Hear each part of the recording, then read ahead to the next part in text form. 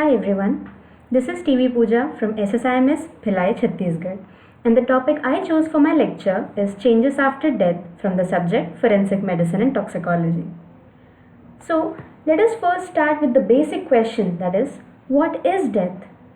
So, I know there are a lot of answers to this question, but the one we are looking for is the clinical one, and it states that an individual who has sustained either irreversible cessation of circulatory and respiratory functions or irreversible cessation of functions of the entire brain including the brain stem is considered to be dead.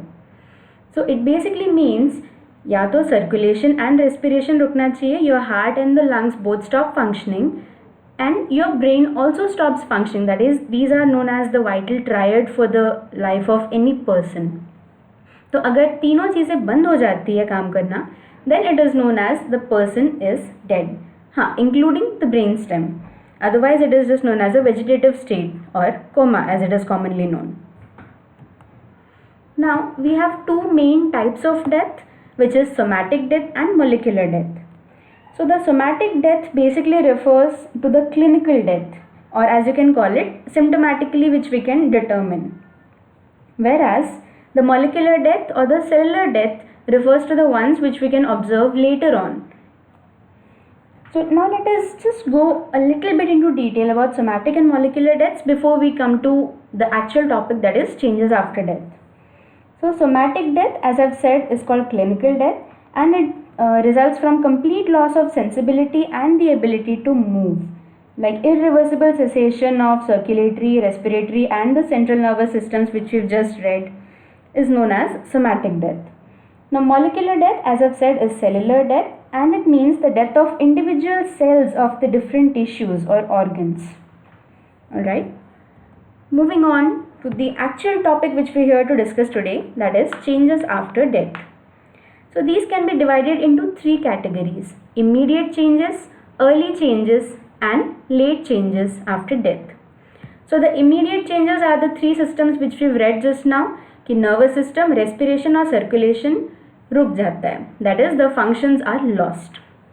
And the early changes comprise of changes in the eyes, skin, body, and skin में ही उसके साथ साथ it is also included postmortem lividity and rigor mortis. Here we have mentioned it separately because they are very important to be known and we're going to be reading about them separately.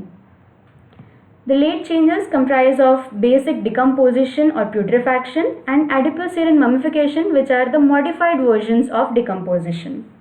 So now let us just go by them one by one. So we start with the immediate changes after death. So firstly, let us look at stoppage of the function of nervous system.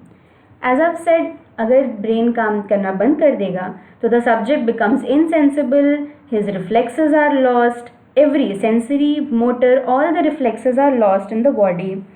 And then the pupils are widely fixed, dilated, they do not react to light, and everything just stops.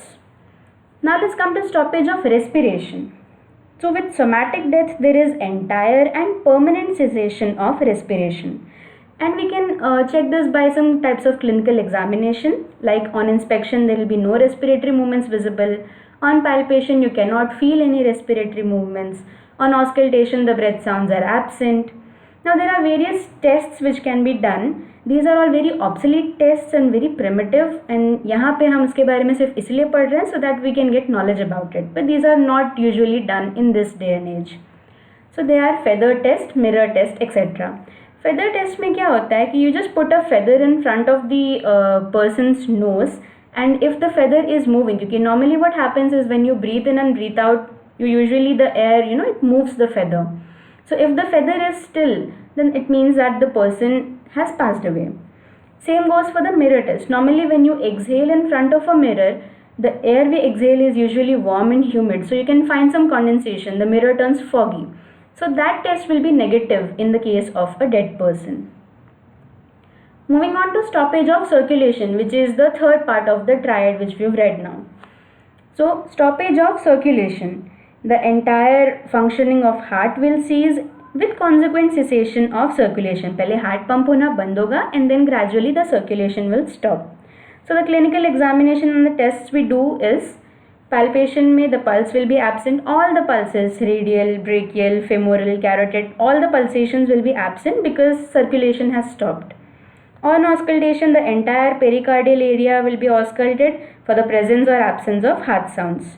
Now this should be done for at least 1 minute and repeated at short intervals, क्योंकि कुछ ऐसे भी conditions होते हैं जिसमें the person is alive but his heartbeat won't be immediately audible to you. Like if the person has a feeble circulation, or if the person is obese, that is excessive deposition of fat, or if there is some kind of pericardial effusion. तो ऐसे cases में the heart sounds are very feeble or sometimes you cannot even be able to hear it. So instead of immediately considering that person is dead, you might as well just take a little while and just check after random short intervals of time, ताकि अगर कोई सा भी discrepancy हो तो you can always check instead of immediately pronouncing the person as dead. Now again we have some obsolete tests here which are obviously not used nowadays, but we have to know them just for the knowledge. So we start with diaphanous test. Basically what happens, you all might have done it in childhood or even now also. In a dark room, if you light a torch and you put it in front of your hand, you can see your hand glows bright reddish or pink, right? So that is basically what diaphanous test is. In a dead body, if you try this test, the light will be reflected as sort of yellowish, not exactly red, because the circulation has stopped. So since there is no circulation, the fingers will appear yellow instead of bright pinkish or reddish as you would normally see in your hand. So that is diaphanous test. Magnus test says that if a ligature is applied on a finger, इतना tight होना चाहिए कि जो superficial veins हैं वो block हो, but the underlying the arteries are still pumping blood. तो ऐसे में क्या होता है कि in a living person, if you tie a ligature like that so that the veins are occluded, venous return will be obstructed, and as a result your finger will appear swollen and bluish after a point of time. So this will be negative in a dead person क्योंकि obviously circulation has stopped. Now ECG tracing is pretty common. If you see a flat line on ECG, you know that a person has died. That means there is no cardiac activity anymore. So these were all about immediate changes of death. Now let's move to early changes. So the first thing we're going to be studying about early changes is changes in the eye. So what are the changes in the eye? Firstly, we can see there are loss of pupillary reflexes, there is lack of muscle tone, the cornea and the sclera will be dry and desiccated. Now there is a phenomena called tachynoris scleroticus which is very important for you to understand. What happens is that in a sclera, you can see that after a point of time the sclera becomes all dry, and you can see brownish black patches on your sclera. The conjunctiva and the sclera dry out and you can see these patches.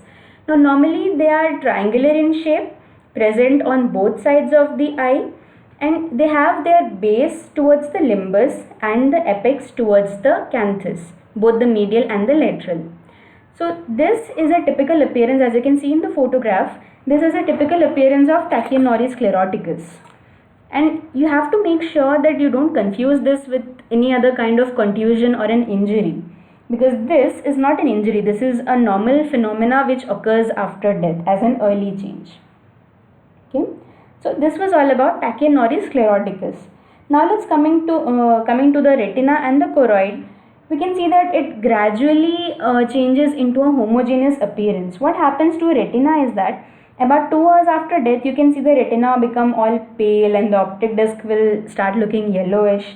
Then gradually you can see choroid becoming mottled appearance, and then gradually becoming all homogeneous. So after 12 hours after death, you can see the optic disc just as a completely obliterated, and the macula you can see as a dark brown spot. That is it. Otherwise everything will be homogeneous. Trucking is a phenomena of the retinal vessels.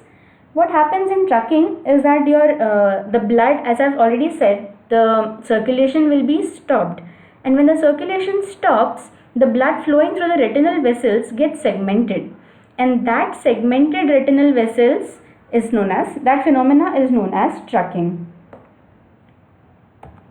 Now moving on to changes in skin.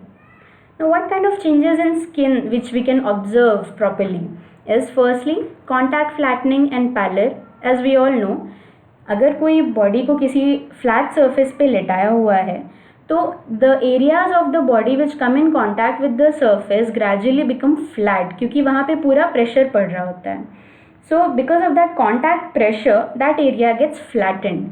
And as a result वहाँ पे जितना भी blood वगैरह जमा होने का रहता है, that gradually becomes all dissipated. तो that particular area will also appear pale in color. Then cutis anserina, as we all know. Then moving on to postmortem caloricity.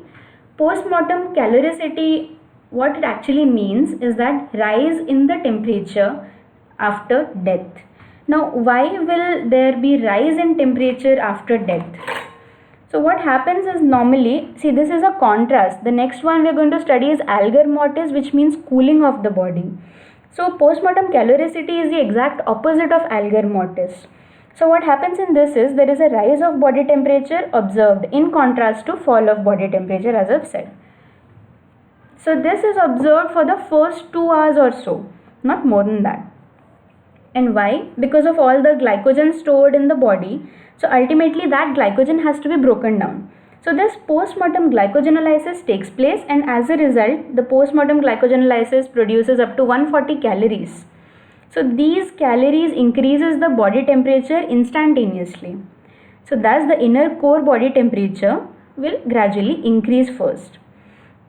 So that was about postmortem caloricity. And there can also be various kinds of microorganisms which already start, and if the patient is already infected, then that will obviously increase the temperature. Now coming to algor mortis, that is cooling of body. Now what happens in algor mortis is, there is a particular thing called Newton's law of cooling. Newton says that loss of heat from a body is directly proportional to the temperature difference between the surface of the body and the surrounding at a given time. Now, normally this is correct. See, here as you can see, there is an inert body, the diagram above. In the inert body, you can see there is a core and a surface, and the rate of fall of temperature from the core and the surface is constant, and therefore we can get a simple curve for the fall of temperature. यहाँ पे जितना ज़्यादा temperature difference है body और surface के बीच में, उतना ही वो कंटिन्यूसली उसका टेम्परेचर गिर रहा होता है. It is directly proportional to the environment. But as I have said, this is not applicable to the cadaver. Now why is this not applicable to the cadaver? This is because we have a core temperature different from the surface temperature, and also our body is made up of a lot of substances. You have bones, we have fat, we have protein, बहुत सारे अलग अलग components से बना हुआ होता है, which is very different from a normal inert body that we are talking about. तो इतने सारे अलग अलग मटेरियल से जो बॉडी बना हुआ होता है, उसके कारण there are a lot of qualitative differences. So as a result, our core temperature will always be higher than the surface temperature, and as a result, the heat dissipated won't be proportional. It cannot be directly proportional to the temperature difference. So as you can see in the second curve, initially there is loss of temperature from the surface with no loss of core from the with no loss of temperature from the core of the body. So as you can see in the sigmoid curve, that is the second curve, initially वहाँ पे थोड़ा सा slope आया, and then you have one a cut point, and after that, after the initial phase, जब वो surface of cadaver has lost already the temperature, then the core of the cadaver starts releasing heat. तो वहाँ से फिर fall of temperature from the core of cadaver because of the insulation provided by skin, fat, subcutaneous tissue. तो तब जब तक वो पूरे स्किन और सबक्यूटेनियस टिश्यू का टेम्परेचर सराउंडिंग टेम्परेचर के मैच नहीं करता, तब तक वो core temperature will not start dissipating the heat.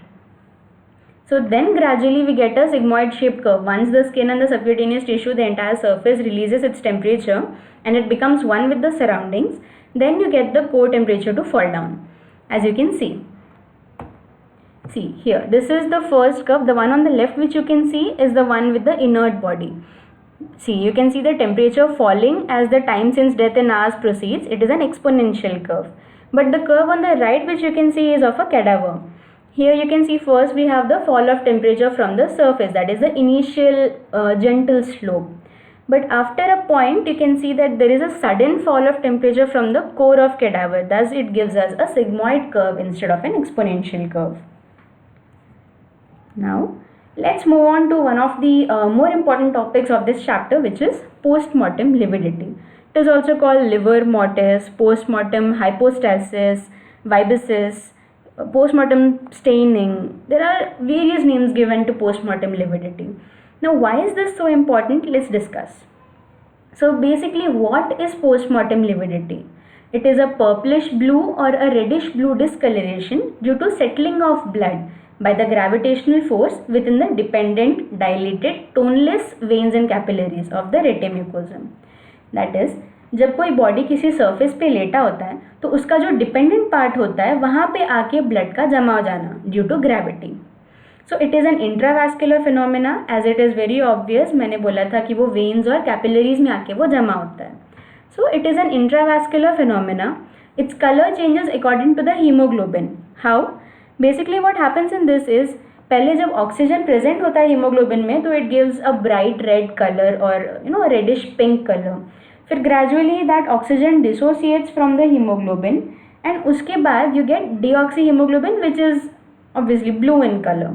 So gradually that color changes depending on what type of hemoglobin is present, oxy hemoglobin or deoxy hemoglobin.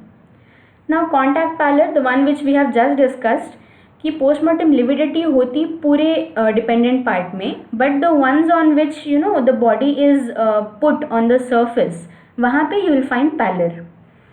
Then vibisis. Vibisis is nothing but intestinal lividity. See what happens is, as I've said कि हर एक vein और capillary में you get these blood वहाँ पे जाके जमा हो जाता है depending on the gravity. Now what happens is that ये पूरे intestine में जगह जगह पे वो जाके जमा तो हो जाता है, but what happens is that it gives a striped appearance to the intestine. So that can sometimes, when the intestine is taken out and laid out on the surface, you can see there is alternate bands of lividity. तो ऐसे में you can have a doubt कि it could be some sort of contusions or hemorrhage, or people can always get confused because of this कि ये congestion हो सकता है, there might be some trauma, there might be some injury, but it is not. It is a natural phenomena, so that has to be taken care of. Then we come to Glovenstock lividity. See what happens is, we've already discussed कि postmortem lividity में blood वहाँ जमा होता है जहाँ पे dependent parts होती है body की, that is जहाँ पे gravity pull करता है blood को. So if you are lying down on a table, your blood will go all to the back. If you are lying prone on the table, your blood will move towards the face and chest and abdomen areas. But if a person dies standing upright, or that is in an upright posture, which usually occurs in hanging, तो ऐसे में the dependent part becomes the extremities, that is the hands and the feet. So in this case, all the blood, all the purplish blue coloration which we're talking about, that is seen in the hands and the feet. So that gives an appearance like that person is wearing gloves and socks, or stockings as we call it. So that is known as glove and stock lividity. Means वो blood का extremities में आके जमा हो जाना, which is mostly seen in hanging. And in some cases of strangulation, जहाँ पे लोग murder करके then they hang the person to show कि वो hang किए हुए हैं. So in such cases you can get Glovenstock lividity. So here are some pictures of postmortem lividity. In this person we can see कि इनको prone लेटाया हुआ था. When he died he was lying prone. और ऐसे cases में सारा का सारा ब्लड जो है it went on to the dependent parts of the body, that is his back and the buttocks. But as we already discussed about contact pallor, उनका back जो पोर्शन रेस्ट हो रहा था वो टेबल पे, that portion is not coloured, that is contact pallor. You can also see the buttocks have been flattened, that is what we called contact the flattening. Here is another example of postmortem lividity. यहाँ पे the person has been laid out on a table which has a pattern as you can see in the picture. तो जो postmortem lividity है वो भी particularly उसी pattern में जमा हुआ है, बिकॉज जो बाकी एरिया में जहाँ पे वो लेटे हुए थे वो प्लेटफॉर्म पे, वहाँ पे पूरी कॉन्टैक्ट पैलर आ चुकी है. Now let's talk about some factors which influence this postmortem lividity. So as it is very apparent, the position of the body will obviously influence it. How? You can see it in the flow chart there. It says postmortem lividity falls on the dependent part and it appears in patches. These patches coalesce to form that uniform staining area.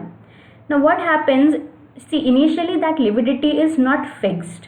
वो कुछ time तक वो fix नहीं होता है, वो जब तक पूरा कोएलीज होके वो यूनिफॉर्म एरिया बना रहा होता है, इट इज़ नॉट फिक्स्ड.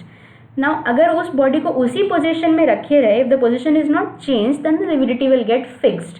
और एक बार वो फिक्स हो गया तो it will not change any more until unless the body gets decomposed. But if the position of the body is change midway, मतलब जब तक वो लिविडिटी फिक्स नहीं हुई है और आपने उस बॉडी का पोजिशन चेंज कर दिया, then the lividity will appear at a new area. And अगर उस पोजीशन को आप कंटिन्यूसली चेंज करते रहो, like in the cases of drowning where the body keeps moving here and there, वो एक पोजीशन पे वो बॉडी नहीं रह सकता, तो उस केस में there will be no lividity at all. So this was about the position. Then secondly haemorrhage. अगर हेमोरेज है तो obviously the colour will change and how it will appear on the skin, that will change. Then anaemia है, already haemoglobin कम है, तो the lividity won't be as bright as what normally is. Then complexion, if it is a fair complexion person, वो lividity अलग से you can identify properly. But if it is a dark skinned person, then the lividity might not be very apparent to the person who is checking for it. And in cold areas, what happens in cold areas, or when it's freezing outside, तो ऐसे cases में that oxygen will not exactly leave the hemoglobin. That is, in the sense, if bodies are preserved in cold storage, तो lividity will get fixed at a later time. तो ऐसे cases में it is not a good parameter to estimate the death interval. Now what can be the medico-legal importances of postmortem lividity? As we can already see, presence of postmortem lividity is a short sign of death. Time since death can be estimated. Relative position, as we've said, can be estimated. The cause of death, कुछ हद तक cause of death can also be estimated. And in other things, it can sometimes be confused with contusion, it can be confused with cyanosis. Suppose अगर postmortem lividity nails में होती है, like as we've seen in the Glovenstock lividity, तो ऐसे में वो nails में वो cyanosis है कि lividity है, it won't be very apparent. Lividity versus contusion, as we've already said, कि कभी कभी समझ में नहीं आता, क्योंकि contusion will also look like a purplish bluish mark to you. Then lividity versus hemorrhagic spots, both of them can be easily confused. And lividity versus carbon monoxide poisoning. Under low temperatures, normally ये जो bluish purple postmortem lividity है, it will get a bright red or pink color due to resaturation of the hemoglobin with oxygen. तो ऐसे में you can always get confused with carbon monoxide poisoning, because in carbon monoxide poisoning it is always a bright cherry red color. So you can get confused with it. Then vibices versus intestinal strangulation, like we've already discussed. Vibices were your intestinal, striped lividity, which we've seen. Alternate dark and white, you have stripes there. So it can be confused with intestinal strangulation. Now moving on to changes in the muscle. So muscle में क्या होता है कि there is initially a primary relaxation for 1 to 2 hours. It lasts for 1 to 2 hours. So this state begins with somatic death. तो इसमें अभी तक molecular death हुआ नहीं है. So all the muscles, voluntary, involuntary, all of them are relaxed after death. ठीक है, it may respond to mechanical or electrical stimulus also sometimes. Like कभी कभी होता है कि if a body has, if a person has already passed away, और ऐसे में अगर आप reflexes check करते तो sometimes you get those reflexes. This has happened in many cases. It is known as Zasco's phenomena. So it is very common, and this occurs in the primary relaxation stage of the muscle changes. So this lasts for 1 to 2 hours. Then we come to rigor mortis. Rigor mortis stays for, it follows a rule of 12, which we'll see later.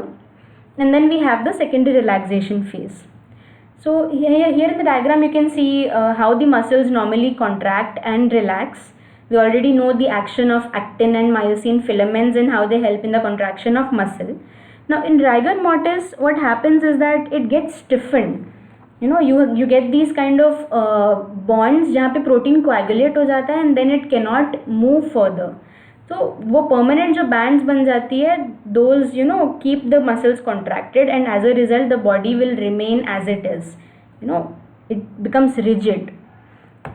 So now let us look at rigor mortis in detail so as to make it more clear. So what is rigor mortis? It is the state of muscles of the dead body where they become stiff with some degree of shortening that follows the period of primary flaccidity or primary relaxation. So it follows the rule of 12, as I've said. It takes 12 hours to develop, it remains for another 12 hours, and it takes 12 hours to pass off, as you can see in this. The initial, you can see the 6-hour mark and the 12-hour mark, the rigidity gradually increases. From 12 hours to 24 hours, that is the next 12 hours, it remains constant. And then the following 12 hours, that is from 24 to 36-hour mark, you can see the rigidity gradually wear off. So this is how the postmortem rigidity curve looks like, and this is known as the rule of 12 or the march of 12. Okay. Now, rigor in different internal organs will obviously have different effects, as you already know. Okay. So because it may affect the pupil and render them in unequal sizes. Heart में अगर rigor होता है तो it causes the ventricles to contract and वो ventricular hypertrophy भी समझ सकते हैं उसको. It may affect the dartos muscle of the scrotum, which compresses the testes and the epididymis, which causes post-mortem emission of the semen. Now, some factors which affect rigor mortis, that is age, physique, season, cause of death, and condition of muscle before death. So, age may it does not occur in fetus less than 7 months of intrauterine life, but there may be some very rare cases जहाँ पे ये possible हो सकता है. Then physique. Rigor mortis appears early and passes off early in thin-built subjects with weak musculature. When we come to the season, in summer season with high atmospheric temperature, rigor mortis will appear early and it will pass off early in comparison with winter season, जहाँ पे environmental temperature comparatively कम होगा. Then cause of death, it will appear early and pass off early जहाँ पे high muscular activity कोई भी exercise वगैरह हो रहा होगा, like which causes depletion of the glycogen storage in muscle. Then in certain conditions the onset can be delayed also. Okay. Then we come to the condition of the muscle before death. अगर muscles relaxed हैं तो rigor late set होगा. अगर muscles already exhausted हैं तो rigor will set early and pass off early. This is an image of rigor mortis in which you can see the body muscles have been entirely contracted and the body becomes rigid. Now let's move on to the medico-legal importance of rigor mortis. Presence of rigor mortis is again a sure shot sign of death. The time since death can be estimated. And since rigor mortis में वो body जिस position में है, you cannot really change that position because it will be very hard. So the position of the body when it died can be very apparent here. Now, rigor mortis can be confused with cadaveric spasm, heat stiffening, cold stiffening, gas stiffening. It can always be confused. That's why those are our differential diagnoses also, as you can see. So it can easily be confused with cadaveric spasm, heat, cold and gas stiffening. Then there can also be breaking of rigor mortis अगर body को अच्छे से handle नहीं किया और when force is used, the stiff joints may get loosened with breaking of rigor mortis. And when this breaking of rigor mortis occur, then the muscles will not again resume rigor again. So it may cause difficulty in estimating the time since death, क्योंकि वो body के rigor के according तुम्हें पता चल जाएगा कि वो कितना पहले the rigor set in and कितनी देर तक वो रहा है. So it can give us a general idea of the time since death. Then unrelated to nervous system, rigor mortis is not functionally related to the nervous system and therefore it can also be developed in paralyzed limb also. Now let's finally move on to the late changes after death. We'll start off with decomposition. Now what exactly is decomposition? It is the disintegration of the body after death. There are 4 stages of decomposition, that is early and advanced decomposition followed by partial and complete skeletonization. Now what are the mechanisms that act in decomposing a body? These mechanisms, you have to be confident about this, is that these occur simultaneously. ऐसा नहीं होता है कि पहले autolysis हुआ then putrefaction हुआ. All of these form simultaneously. Autolysis is the enzymatic action जो हमारी body खुद कर रही होती है. Putrefaction is the microbial action जो कि हमारे body के microbes कर रहे होते हैं. And animal attack is the external agent which you can see I have a video after this. In that you can see some kind of animal attack also, insects, ants, any sort of animals which attack on it. So this is a flowchart here which shows how the late changes after death proceed. So we have decomposition and modified decomposition. In decomposition, putrefaction and autolysis occur simultaneously to give us skeletonization. Now this skeleton can either completely dissolve or it can form fossils. And on modified decomposition we have adipocere and mummification, about which we will be learning later on. Let's come to autolysis. It is an enzymatic self-destruction of the body. What happens is that the oxygen level in the body decreases because, as we know, the respiratory function has stopped. So that results in the decreased pH in the cells. Now as the pH decreases, gradually the enzymatic actions start occurring, and gradually you can see the degradation of the body because of the various bodily enzymes. Now this is a temperature dependent process, and it is very apparent that it is a temperature dependent process. If you refrigerate a body soon after death, काफ़ी हद तक उसका जो decomposition है it will postpone itself or it gets delayed. ठीक है. Or if a body or if a person dies when he has a fever or exertion or death in a high temperature, तो ऐसे में you can see that it all promotes degradation. Yeah, decomposition occurs quickly. Now we talk about skin slippage. Now what exactly is skin slippage? This autolysis का जो phenomena है, it is visible on gross and microscopic examination also. So on grossly what you can see is that you have the dermo-epidermal junction. वहाँ पे बहुत सारे enzymes होते हैं. So all these enzymes cause loosening of the epidermis from the underlying dermis. So as a result what happens is that your skin slips from the hand. And that is known as skin slippage, as the name suggests. Similarly, hair and nails also are loosened and they also gradually peel off from the hand. Then doughy organs, once you cut into the organs you will realize that they're all soft and mushy and they all become doughy. So the intima of large blood vessels also become stained by postmortem hemolysis, and hemolysis is nothing but the autolysis of the RBC, nothing more, nothing less. So as we are talking about organs, there is gastromalacia and esophagomalacia. What happens is there is postmortem rupture of the gastric wall. Autolysis के कारण वो जो stomach wall होता है that gets ruptured. So as a result, the entire area, the entire gastric contents spill into the body and everything gets destroyed or autolyzed. Now in a pregnant woman, there is this thing called maceration of fetus. What happens is, a dead fetus in a mother's womb, if it gets disintegrated, it is also a form of decomposition and we call it maceration. And this one is an aseptic autolysis. That is, everything happens without the presence of any microbes. It is aseptic. Now let's move to putrefaction. Here microbes are involved, mostly Clostridium, Staphylococci, Proteus and other organisms like diphtheroids. And there are various gases produced like H2S, carbon dioxide, methane, mercaptans, you have ammonia. So this methane burns readily when it is ignited. So you have to be, you have to keep that in mind. Now इतने सारे gases release हो रहे हैं तो ये gases का कोई escape नहीं है, तो as a result you can see bloated features, the abdomen gets distended क्योंकि maximum जो gas बन रहा होता है वो abdomen में बन रहा होता है. We know that it is a hollow cavity. So you get a distended abdomen. कभी कभी वो abdomen से जो gas है it can pass through the inguinal opening and you can get scrotal swelling.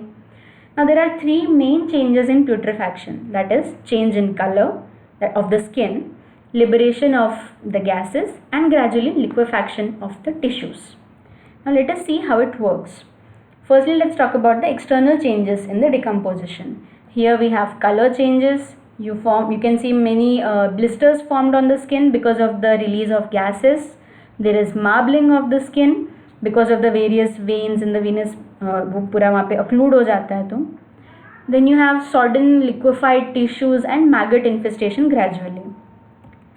So let us see a flowchart ki how the color change occurs firstly. See, what happens is RBC gets lysed. RBC lysis होता है तो hemoglobin का diffusion हुआ. So what happens is, ये जो oxygenated blood है पहले तो वो पूरे टिश्यूज़ को सराउंड करेगा, वहाँ पे स्टेन करेगा, तो you will get a red appearance. ये रेड अपीयरेंस तो हो गया. देन वी टॉक्ड कि how the oxygen dissociates from the haemoglobin and it forms deoxy haemoglobin. तो वो deoxygenated haemoglobin will give you a bluish colour. तो पहले red हुआ, देन ब्लू हुआ, then this hemoglobin, the deoxyhemoglobin which we are talking about, that will combine with the hydrogen sulfide which is being released, and that will form sulf-meth hemoglobin. तो ये जो sulf-meth hemoglobin है, this will impart a green discoloration to the tissues. So red हुआ, then blue हुआ, and then you have a greenish color. अब ये जो hemoglobin का diffusion हो रहा था, as a result it will release some iron. This iron will combine with hydrogen sulfide, and that will give you ferric sulfide. And that will gradually give you a black discoloration. So you can see how the body changes its color from red to blue to green to black. And you can find all these kind of discolorations depending on which stage of decomposition they are on. So here are some pictures. In the first picture, that is the left one, you can see there is the skin slippage which I was talking about. You can see the entire epidermis falling off from the hand, and the nails also appear to be a little loose. On the right, you can see marbling of the skin because of the various vessels. Now let us come to internal signs in decomposition. So internal signs, basically as we have said, all the organs become mushy and soft. So we'll start with the brain. That one gets affected first and very quickly also. So the brain is discolored, it becomes soft. The larynx and trachea become brown black, again soft. Stomach and intestine become soft and pulpy, rupture हो जाता है, सारा gastric content, intestinal contents, they all flow freely in the body. There are multiple brown patches also. Liver becomes soft and flabby, it becomes foamy and greenish in color. Greenish in color, why? Because of the gallbladder secretions. What happens is when the gallbladder gets decomposed, उसका सारा bile release हो जाता है, तो as a result everything gets discolored into a slightly greenish brownish color. So that happens to the liver. Then the heart becomes all flabby, very pliable. The lungs are soggy. और जितना भी वहाँ पे gas बन रहा होता है तो we have gas filled blisters on the surface of the lungs. The kidneys become soft brown masses. Spleen becomes a steel grey mass. Now these are all the organs in their order of decomposition. The brain gets affected first and then gradually all of these. Now the ones which are the most resistant to decomposition is urinary bladder in both males and females, and the genital organs when it comes to that, males may prostate and females may uterus, that is non-gravid uterus. So prostate and uterus are the last organs to putrefy in the males and females respectively, and the urinary bladder also is quite resistant to decomposition. Now here are some organs which we can see getting decomposed. The picture on the left will show you a foamy liver.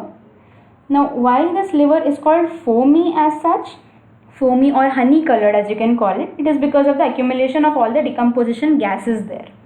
And the greenish discoloration later on which changes to coal black, as you can see in the middle picture, is also of the liver. The right picture, as you can see, is a heart becoming all mushy and soft, and it is also gradually decomposing. So the left and the middle pictures are of the liver, becoming foamy and then gradually coal black, and the right one is of the heart. Now here is a video of a brain decomposing, which I think you'd find very interesting.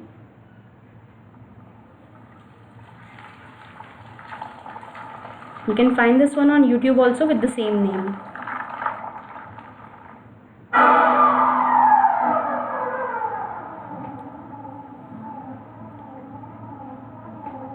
You can see the brain gradually liquefying. This is day 2. That was the night which the red lighting was saying. When you observe the liquid which is around it on the surface, along with the various flies,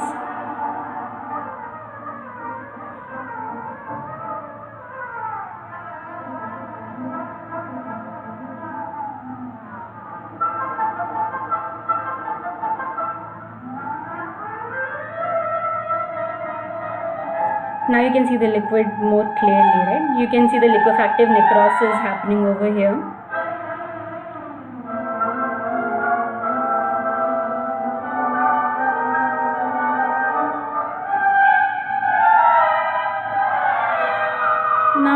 flies, the ants have also joined in, as it is very apparent. You can see the maggot infestation. The flies came, they laid their eggs, and now gradually you can see the maggots over there. And the maggots are eating up the brain from the inside.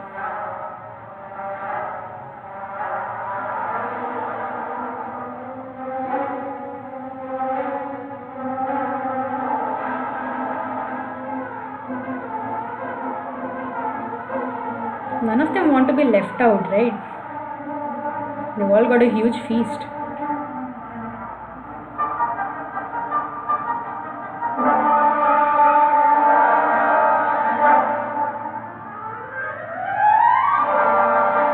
You can see the maggots very clearly now.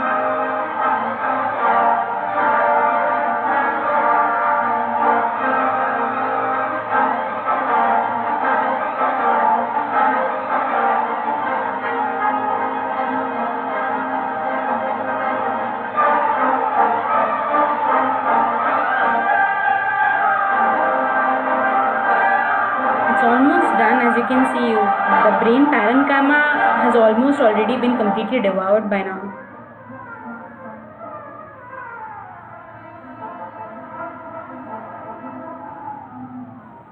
It's being completely emptied out from the inside out.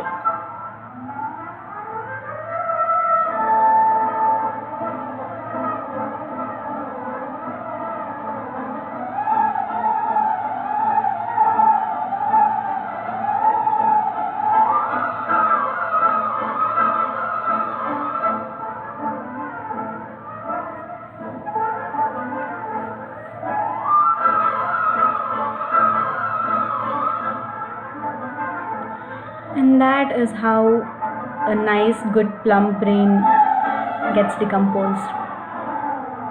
And it happened very soon. I mean, even if it is fast forwarded, it did happen pretty soon.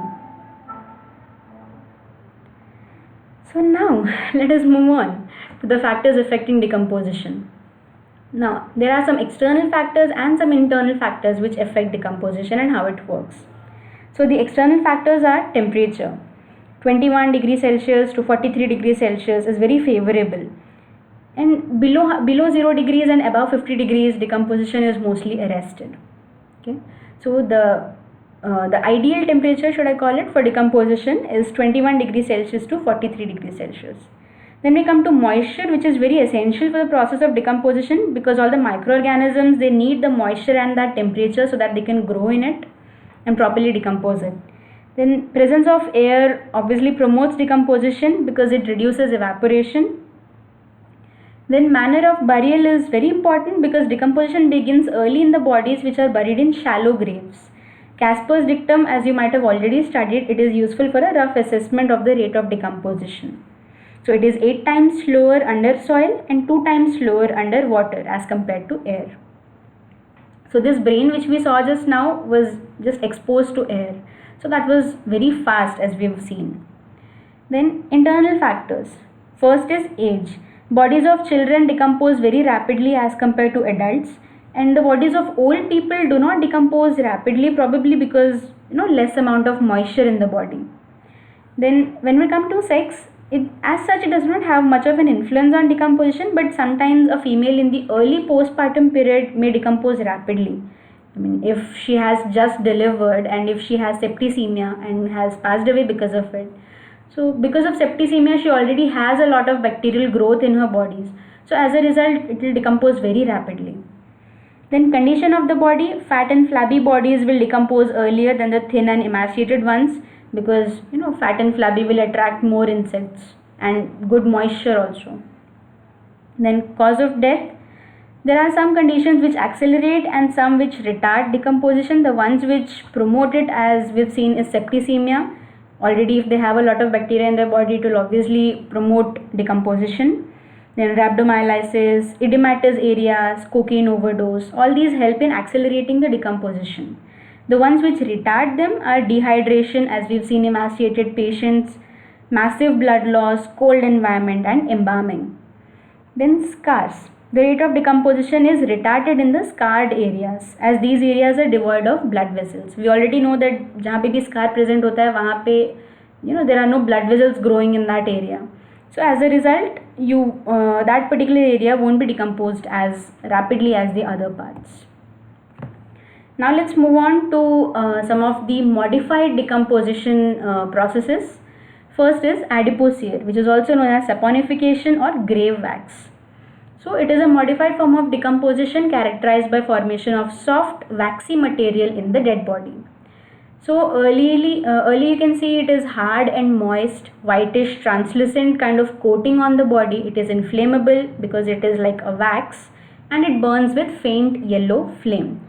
So it is hydrophobic, it will float in water, but it will dissolve in alcohol and ether. It has a very rancid smell to it, and after a while this moist whitish layer becomes brittle and chalky, and it takes 2 to 3 weeks to completely develop.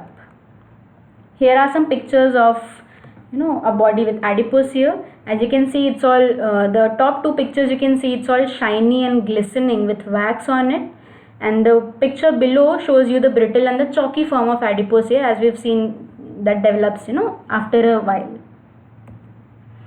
Now what are the factors affecting adipocere formation? Firstly, on the right side you can see a flowchart which has the mechanism of the adipocere formation. That is, you have the fat cells in the body, they get hydrolyzed and it forms unsaturated fatty acids, which is firmer. That undergoes hydrogenation to give you saturated fatty acids, as a result which forms a waxy layer on the skin surface. So factors affecting adipocere formation, firstly we have the atmospheric condition. Now atmospheric conditions should not be too hot, should not be too cold, which is known as Goldilocks phenomena. Are you all familiar with the story of Goldilocks and the 3 bears? That girl named Goldilocks goes into a bear's hut, and she has 3 big bowls of porridge, I think. So one of them is too hot, one of them is too cold. She doesn't like both of them, and she likes the third pot, which is just right for her. So Goldilocks phenomena basically means the temperature which is just right, or the atmospheric conditions which are just right. So intermediate ambient conditions are required. So basically the tissue will desiccate and it will become mummified if the conditions are too dry, or if the conditions are too wet, it will macerate or it will probably liquefy. So the conditions need to be just right. Then temperature, again, not too low, not too high, around 21 to 45 degrees Celsius. Moisture is obviously necessary for the process of adipocere formation. Initially body fluid is used, but then gradually presence of moisture or water in the environment will help.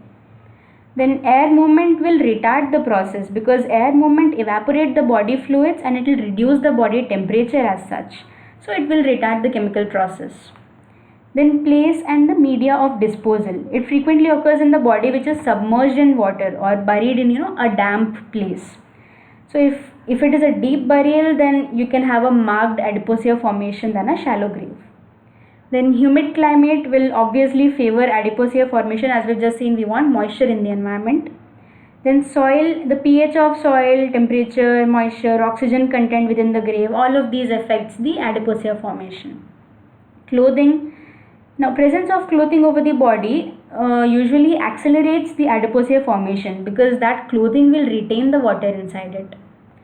Then coffin, if the body is buried within the coffin, it will retard the rate of adipocere. Then water, as we've already seen, it needs moisture, so it will obviously accelerate, but it forms well in warm water as compared to cold water. Now before we come to mummification, let's discuss a little bit about the medico-legal importance of adipocere. So it is again a sure shot sign of death. Time since death can be estimated. Identification of the body can be possible because the features are preserved, and injuries can be made out to some extent, and the place of disposal can also be known, because as we've already seen, adipocere cannot be just made in any and every place. It needs ideal conditions. So you can get a general idea of where and how the body has been disposed of. Now let's come to mummification. It is another modified form of decomposition characterized by drying and desiccation of the tissues. It needs high environmental temperature, low humidity, good ventilation, where the body tissues, they shrink, the organs shrink, and the body tissues are converted into dark, hard, shriveled appearance. So it basically happens because of the dehydration of cells, and gradually causes a parchment-like appearance of the skin. Now there can be gradual shrinking and stretching is very obvious, and it can gradually cause splits in the body. These splits can sometimes be mistaken for injury, so make sure not to make a mistake. And it develops in roughly 3 weeks to 3 months. Here are some pictures of mummification. You can see the skin is all parchment like, it is entirely dry, there is no moisture left, nothing at all. So see, normally parchment is sort of shiny and very dry. So that's how the skin looks. It looks shiny and dry and it completely lacks moisture.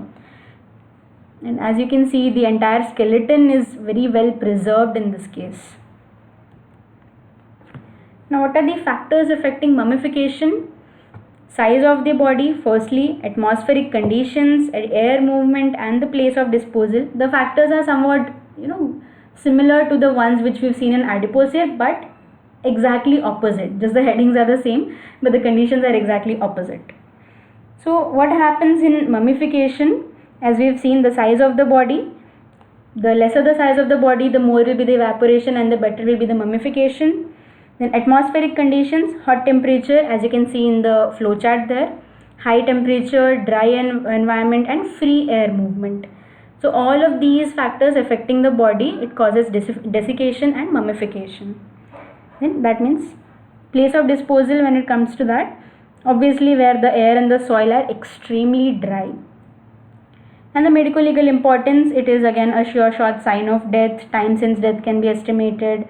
Identification is possible because as we can see the features are relatively preserved. Place of disposal can be known because we've already said we need a very dry, airy, good ventilation environment for it. Scrotal mummification may be confused or misinterpreted as a suspicious injury. So make sure not to consider it as an injury. It helps to identify the cause of death if obvious injuries etc. are present. Again, splits are not to be confused for injuries, but sometimes some obvious injuries can lead us to the cause of death. So this was all about changes after death. We've seen immediate, early and late changes. Thank you for putting up with me. Have a nice day.